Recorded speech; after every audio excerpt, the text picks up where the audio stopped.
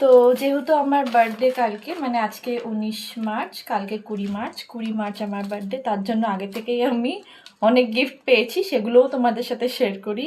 এই under eye প্যাচটা লাগিয়ে আমি তোমাদেরকে দেখাচ্ছি। তো কি থাকতে পারে ব্যাগে, দেখ চলো দেখাই কি থাকতে পারে।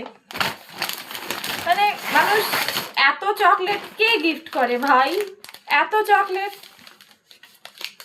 একটা ডায়রি মিল্ক সিল্কের বাবলি, একটা ডার্ক চকলেট ডায়রি মিল্ক, আর একটা ডায়রি মিল্ক, এটাও ডার্ক চকলেট, এটাও dark chocolate, dark chocolate, dark chocolate, একটা সিল্ক মুস, একটা diary milk fruit and nut, silk,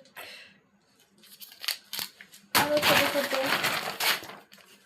মানে টোটাল 1 ব্যাগ চকলেট। আর তার সাথে